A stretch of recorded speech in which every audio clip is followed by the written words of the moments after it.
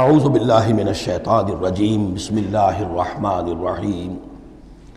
وقال ارکبوا فیہا بسم اللہ مجریہا ومرساہا، اور حضرت نوح نے فرمایا اب سوار ہو جاؤ اس میں، اللہ کے نام کے ساتھ ہی ہے اس کا چلنا بھی اور اس کا لنگر انداز ہونا بھی، اللہ ہی اس کو چلائے گا بھی جب تک یہ پانی میں تیرتی رہے گی، اور اللہ ہی کے حکم سے یہ لنگر انداز ہوگی جہاں بھی اللہ کی مشیت ہوگی کہ یہ لنگر انداز ہو جائے۔ ان ربی لغفور الرحیم، یقیناً میرا رب غفور اور رحیم ہے۔ وہی تجری بہم فی موج کالجبال، اب وہ کشتی چل رہی تھی ان کو لے کر موجوں میں، اور موجیں پہاڑ جیسی موجیں۔ ونادى نوح ابنہ، اور نوح نے پکارا اپنے بیٹے کو، اسی کو یام کو یا کنعان کو، وکان فی معزل، اور وہ ایک کنارے کی طرف تھا، یا بنی ارکب معنا، اے میرے بیٹے آؤ ہمارے ساتھ شریک ہو جاؤ، ولا تکن مع الکافرین، اور کافروں کا ساتھ نہ دو، کافروں کے ساتھ نہ رہو بلکہ ہماری کشتی میں آ جاؤ۔ قال سآوی الی جبل یعصمنی من الماء، اس نے کہا نہیں میں ابھی اس پہاڑ کے اوپر چڑھ جاؤں گا، میں وہاں پہنچ جاؤں گا، وہ مجھے پانی سے بچا لے گا۔ قال لا عاصم اليوم من امر اللہ الا من رحم، حضرت نوح نے فرمایا نہیں، آج کے دن کوئی شے بچانے والی نہیں ہے اللہ کے امر سے سوائے اس کے جس پر اللہ ہی رحم فرما دے۔ وحال بینہم الموج، اور اسی گفتگو کے دوران ایک بڑی سی موج حائل ہوئی ان کے مابین، فکان من المغرقین، اور وہ بیٹا جو ہے ان کی نگاہوں کے سامنے غرق ہو گیا۔ وقیل یا ارض ابلعی ماءک، اور کہہ دیا گیا اے زمین اپنے پانی کو نگل جا، واپس پانی زمین کے اندر جذب ہو جائے۔ کتنا وقت لگا ہوگا یہ اللہ بہتر جانتا ہے، لیکن یہ آخر کار جو شکل بنی ہے کہ زمین کے اندر پانی جذب ہو گیا جو زمین سے آیا تھا۔ وَيَا سَمَاءُ أَقْلِعِي، اور اے آسمان تو بھی اب تھم جا، جو بھی بارش آنی تھی، جو اس طوفان کے لیے، اس کو بھی اختتام کا حکم ہو گیا۔ وَغِيضَ الْمَاءُ، اور پانی سکھا دیا گیا۔ وَقُضِيَ الْأَمْرُ، اور فیصلہ چکا دیا گیا۔ وَاسْتَوَتْ عَلَى الْجُودِيِّ، اور وہ کشتی جو ہے جودی پہاڑ کے اوپر جا کر رک گئی۔ وَقِيلَ بُعْدًا لِلْقَوْمِ الظَّالِمِينَ، اور کہہ دیا گیا ہلاکت اور دوری ہے اس قوم کے لیے کہ جو ظالم تھی، یعنی اب اس کا نسیہ منسیہ ہو گئی، اب اس کا نام و نشان موجود نہ رہا۔ وَنَادَى نُوحٌ رَبَّهُ، اور پکارا نوح نے اپنے رب کو، فَقَالَ رَبِّ إِنَّ ابْنِي مِنْ أَهْلِي، انہوں نے کہا پروردگار میرا بیٹا میرے اہل میں سے تھا، اور تیرا وعدہ تھا میرے اہل کو بچا لے گا۔ وَإِنَّ وعدَكَ الْحَقُّ، اور تیرا وعدہ سچا ہے۔ وَأَنْتَ أَحْكَمُ الْحَاكِمِينَ، اور یقیناً تو تمام حاکموں میں سب سے بڑا اور سب سے منصف اور سب سے عادل حاکم ہے۔ قَالَ يَا نُوحُ إِنَّهُ لَيْسَ مِنْ أَهْلِكَ، اللہ نے جواب دیا، اے نوح وہ تمہارے اہل میں سے نہیں ہے۔ إِنَّهُ عَمَلٌ غَيْرُ صَالِحٌ، اس کے اعمال، اس کا کردار، اس کے عقائد، اس کے نظریات غیر صالح ہیں۔ فَلَا تَسْأَلْنِ مَا لَيْسَ لَكَ بِهِ عِلْمٌ، تو اب مجھ سے ان چیزوں کے بارے میں سوال نہ کرو جس کے لیے تمہارے پاس کوئی علم نہیں ہے۔ انی اعوذک ان تکون من الجاہلین، اور میں تمہیں نصیحت کر رہا ہوں کہ تم جاہلوں میں سے نہ بن جاؤ۔ یہاں وہ یاد کر لیجئے سورہ انعام کی آیت 35، اس میں حضور سے کہا گیا تھا فلا تکونن من الجاہلین، میں نے اس وقت بھی نوٹ کرا دیا تھا کہ یہ سخت ترین الفاظ یا حضور سے فرمائے گئے ہیں سورہ انعام میں، اور یہاں پر سورہ ہود میں یہ آئے ہیں حضرت نوح علیہ السلام سے خطاب کرتے ہوئے، انی اعوذک ان تکون من الجاہلین۔ سنت اس کو تسلیم نہیں کرتے، اس کی وجہ یہ ہے کہ جو قاعدہ دیا گیا ہے سورہ نور میں وہ یہ ہے کہ اللہ تعالیٰ صالح لوگوں کے لیے بیویاں بھی دیکھ دیتا ہے، اور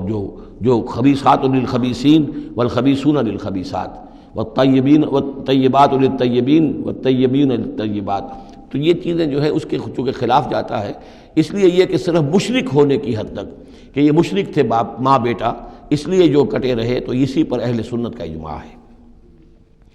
قال رب انی اعوذ بک ان اسألک ما لیس لی بہ علم،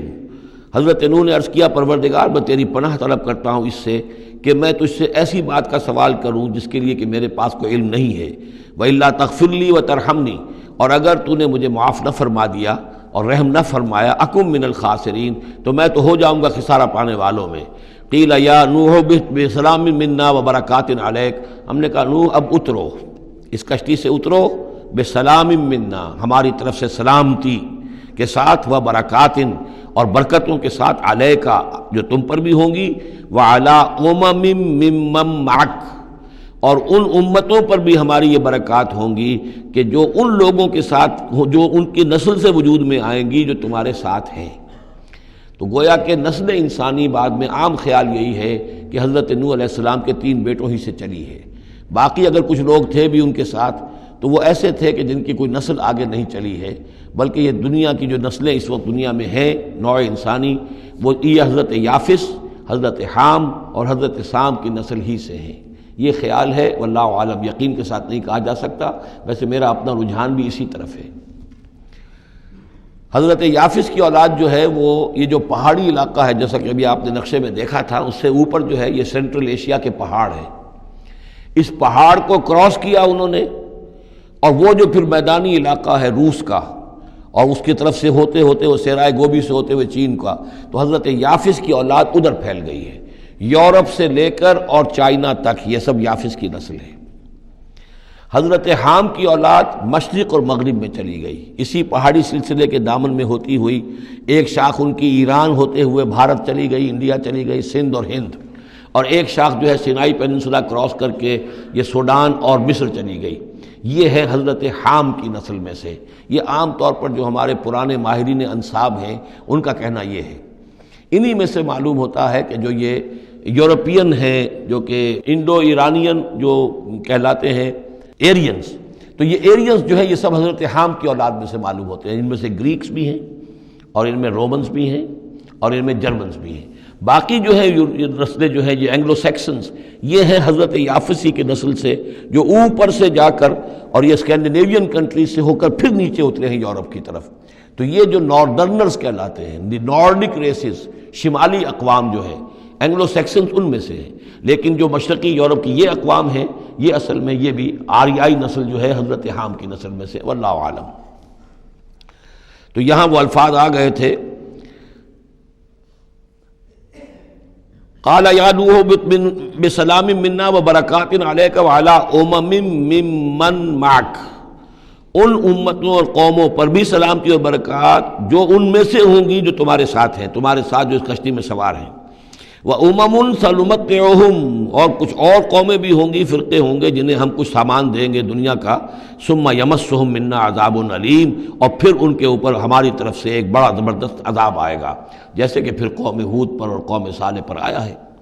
تِلْكَ مِنْ أَنْبَاءِ الْغَيْبِ نُوحِيهَا إِلَيْكَ، یہ غیب کی خبروں میں سے ہے جو وحی کر رہے ہیں ہم آپ کی جانب اے محمد صلی اللہ علیہ وسلم۔ وَمَا كُنْتَ تَعْلَمُهَا أَنْتَ وَلَا قَوْمُكَ، اور نہیں جانتے تھے آپ ان کو، نہ آپ نہ آپ کی قوم ان سے واقف تھی، من قبل ھذا، اس سے پہلے، فاصبر،